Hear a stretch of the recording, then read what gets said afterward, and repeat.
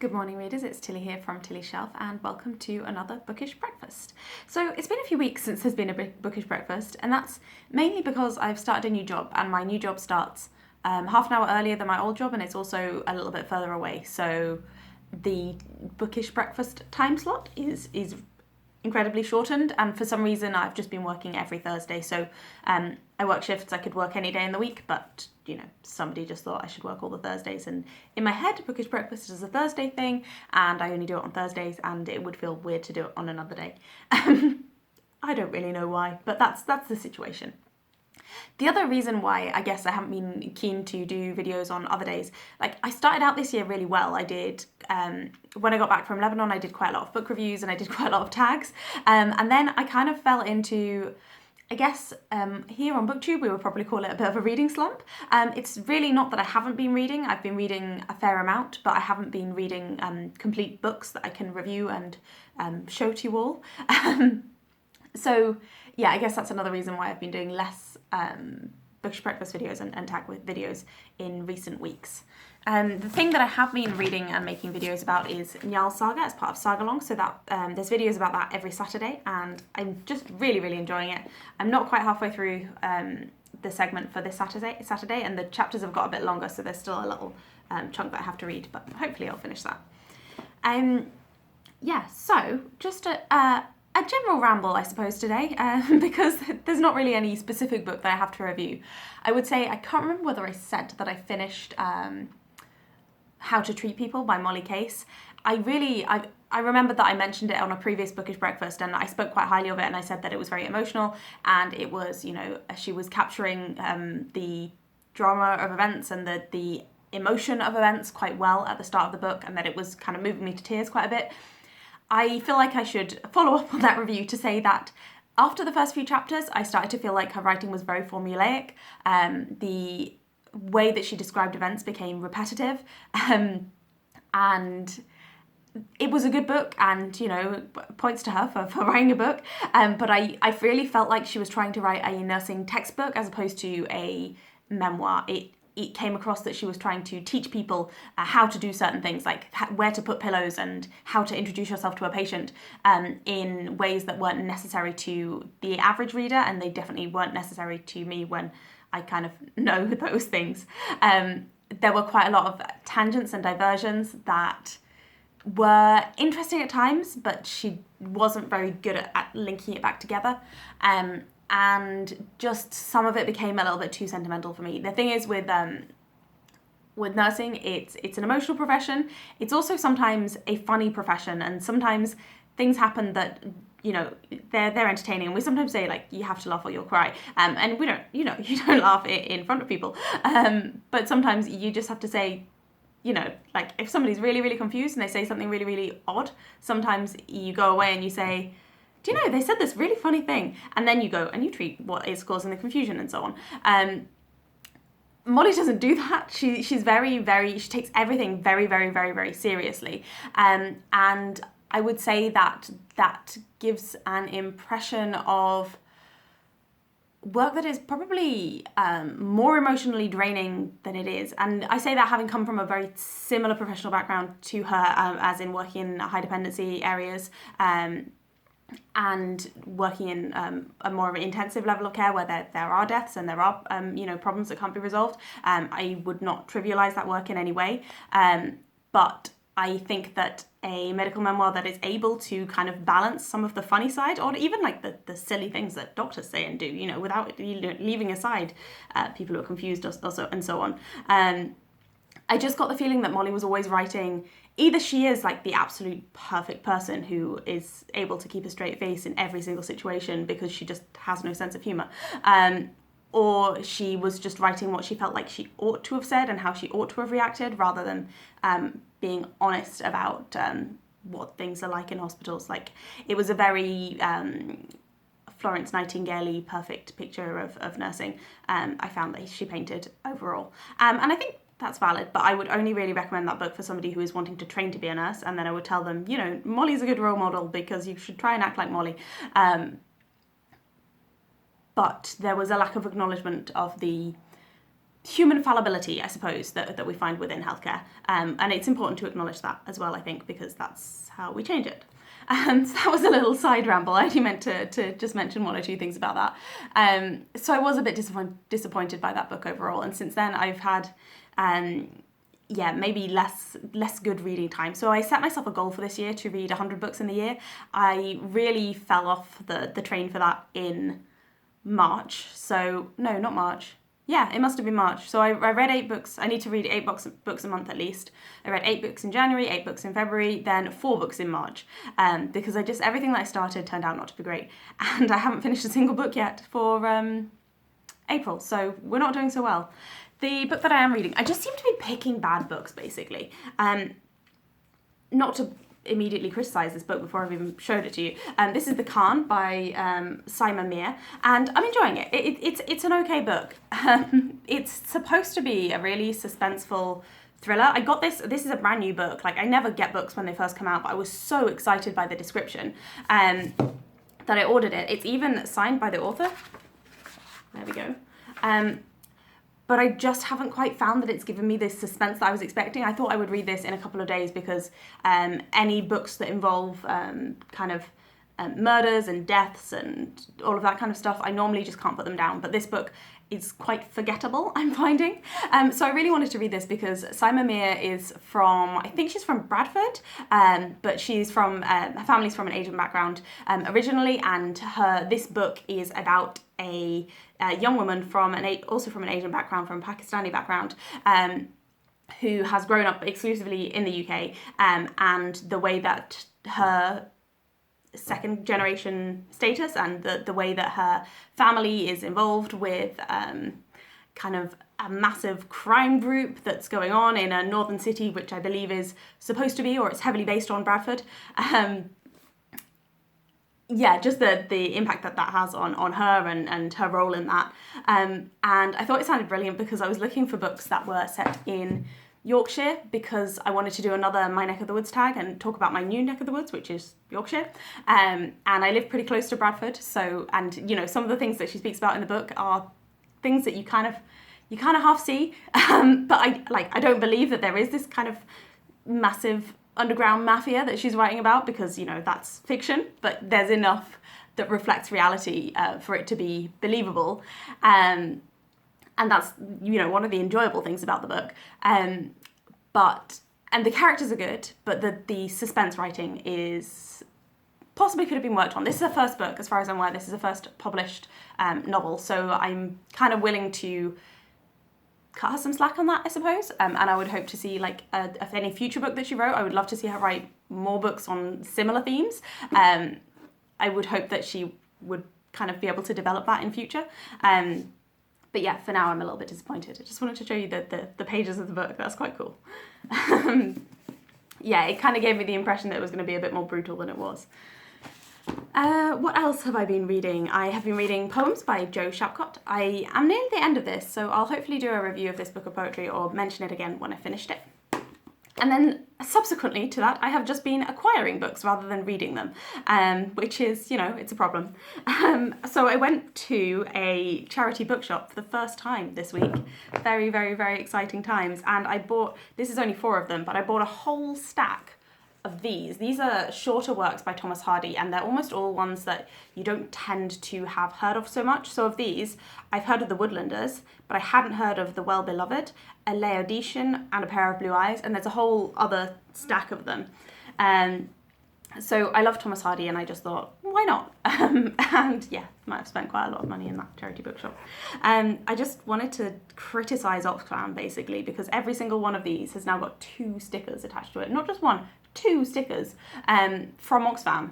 Like, could you not make that into 1 sticker, please? Because these books are from the 1920s, and writing a little previous charity shop has written £3 in pencil on the inside leaf. Like, I don't mind that, that's fine. But sticking stickers onto a cover of a book that's from the 1920s, I don't even know if I'm going to be able to get them off, or whether I should just leave them on to avoid damaging the covers.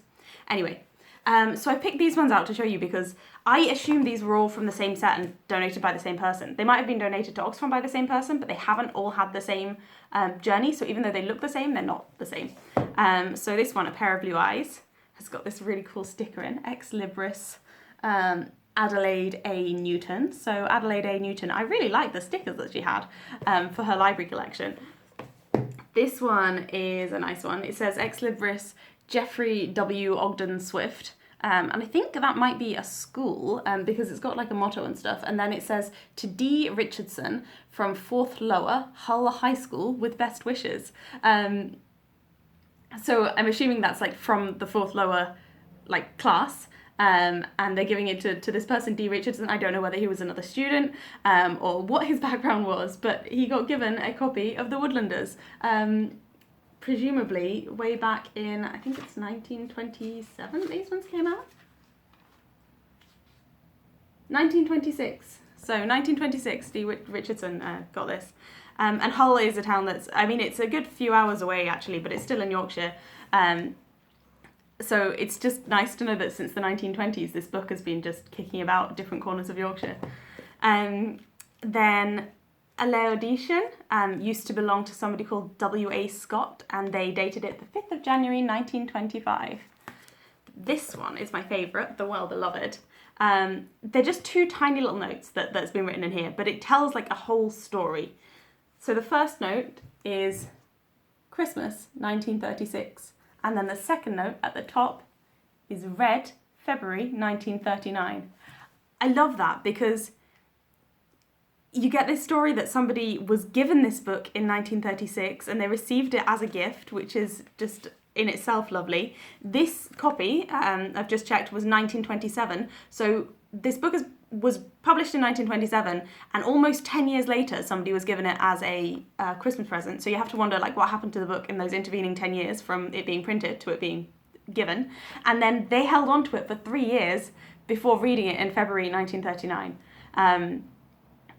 Yeah, it's such a sweet little journey to know of. And then between 1939 and today, there's just a big blank, other than that it's been in a different charity shop that priced it at £5 before it came to Oxfam, but they priced it at £2.99. So anyway, they were a real treat to find. And the other new books, new old books that I've acquired are, there's a set of books by Dickens. This came via a family member. They've been in the possession of that family member for a very long time now. These aren't dated, so I don't know if any of you have any tips for finding out the dates of books. They are, I think it's like plastic cover, but very early plastic. It's kind of supposed to be fake leather. And it's Dickens's, this one's Little Dorrit, and this is a picture of Little Dorrit. So I think I've got about 8 of them, 8 different Dickenses. I've got like Martin Chuzzlewit, Nicholas Nickleby, Dombey and Sons, like a whole different range of Dickens stories, which is really lovely. Yeah, I just really want to know how old these books are. I know they won't be super old, but I just like knowing how long a book has been around, and particularly knowing that they came from a family member who may well have got them new, or got them from another older family member, because they tended to collect books that were like brought down through the family. So yeah, I'm just curious to know the journeys of these books that we acquire. The final question that I kind of wanted to ask is, have you heard of WattPad? And if you have heard of WattPad, do WattPad books count as reading? Or like, can I count them towards my reading goals? Because I don't know whether, how much I've talked about this before, but I've often been trying to find a good way of reading on my phone. I don't tend to carry my Kindle around at all times. I also find it, it's relatively bulky, and it kind of stands out. By the time I'm reading a Kindle, I feel like I might as well just be reading a book. Yes, it's thinner, yes, it's lighter, yes, I can store more books on it, but I don't carry it to work every day. My phone, obviously, I carry it with me everywhere, and sometimes you're just like sat somewhere and you have 5 minutes to read, or for me, it's on my breaks at work. If nobody else is in the staff room, I would like to be reading, but if I'm reading like a book, I find that people come in and then they're immediately like, oh, what's the book? And then sometimes I just don't want that kind of discussion. I just want to be discreetly reading while other things are going on. Just while I'm eating my lunch, and not have that whole conversation. So I used to read from an app called Serial Reader. I really went off it because I found that the selection of books is mostly older books that have come out of copyright, and I like reading classic books. I just really don't like reading classic books on a screen, and I found that Books that I read via serial reader, I tended to enjoy less and be more critical of, and be more I just didn't have such a good experience. And it only gives you one chapter of the book each day, so you can only progress at a certain rate. Because I know that I go through phases of reading on my phone, it meant that I would never commit to a book that was more than a certain number of issues, so my choice range was very, very limited. Because otherwise I would get like, I don't know, 10 chapters in, and then something would happen, I'd forget about serial reader, and then I'd lose the book, and then there would be like 10 chapters to catch up on, and I wouldn't want to read them on my tiny phone screen. So yeah, I really went off serial reader, and I don't use that app really anymore. But somebody said, I heard people talking about this app called WattPad, which is books submitted by, like, the writing on it is all just amateur writers, like anybody can write a story and post it onto WattPad. You can search different categories and you can find, and then they can be any length of book. They might still be ongoing and updated every week, or they might be completed. There are some apparently published authors who are on there. I can't really find them, or I can't seem to find anything of that quality. And it works really well as a reading app. It's the best reading app that I've encountered. It's kind of like a social media app because it's based on scrolling. There are sometimes some adverts. It recommends you different content because it wants you to be on there. You can comment, which actually I really like, because I like the fact that you can maybe have a conversation about a book while you're reading it. So it has kind of all the hallmarks. It gives you notifications. It has all the hallmarks of a social media app, but it's just also for reading. I really like the app itself. I'm just really struggling to find decent content on it. I guess because most of it is user submitted, and I gather that the main demographic is kind of girls in their early teens, which is fine, which is great. But a lot of them are maybe writing books that aren't very well structured, or they don't have a lot of experience in how to put together a good sentence, or how to avoid massive excess use of adverbs, for instance. And yeah, I'm finding that I read like 2 or 3 chapters of a story on there, and then I just, it's not of a quality that makes me want to continue to read it. But that is probably where I'm doing most of my reading at the moment. So I was wondering, if I finish one of those books on Wattpad, can I count it towards my reading goals? Because is it a proper book if it's been kind of written and published entirely online? The author can keep going back and editing it whenever they want to, so it's never really a completed work. There's maybe user participation, as in they're asking people, where do you think this story should go? You can't judge the length of it, because I don't know how long it takes me to read a book on my phone, really. So I could be reading that thing on Wattpad a few lunchtimes and then I finish it. Do I count that as a short story, or do I count it as a novel? Like, how does that work? I'm not expecting definitive answers. I'm just rambling with my serious questions that I have about this app. And yeah, if you have used Wattpad as an app, I have a feeling it might be a little bit like YouTube and BookTube. Like, there's loads and loads of content on YouTube, and there's quite a lot of content on BookTube. And it took me a while to find BookTube on YouTube, and it took me even longer to find BookTube reviewers and readers and speakers. Channels, that's the word that we normally use, that really had content that I valued. And I feel like maybe it's the same with Wattpad. So if you've ever used it, how did you find content that was actually, well written and well paced and not quite bad, I suppose? Because I would like to, if I can count Wattpad books as books, I would like to keep reading on Wattpad, because, like I said, I really like the app format. I just don't like the fact that I'm really disappointed by almost all of the stories that I've started to read on there so far. And I think if I can find good books on there, it will increase the amount that I read, because I can easily read, while I'm waiting for a bus and so on, without it being like, I have to pull the book out of my bag and stand there if it's raining, there's a lot of things that make it hard to read a paper book when you're out and about, or like if the bus is really cramped and you've got like a bag on your lap and there's 3 people around you, it's quite hard sometimes to read a full paper book. Whereas it's easier to read on a phone, I guess. Anyway, so let me know what you think about that, if you've ever heard of this app, or if you've got any other apps that you tend to read on. I know a lot of people use the Kindle app. I don't tend to. It just doesn't, for some reason, suit me. I kind of feel like if I'm reading on the Kindle app, I might as well be reading on the Kindle, and blah, blah, blah. Just interested to know what you think about that. That's everything for today, I think. I've probably made a fairly long one to compensate for the few weeks where I've been away. But I'm off the next 2 Thursdays, so hopefully that will be a return of the bookish breakfast shenanigans. Anyway, all right, take care. Bye.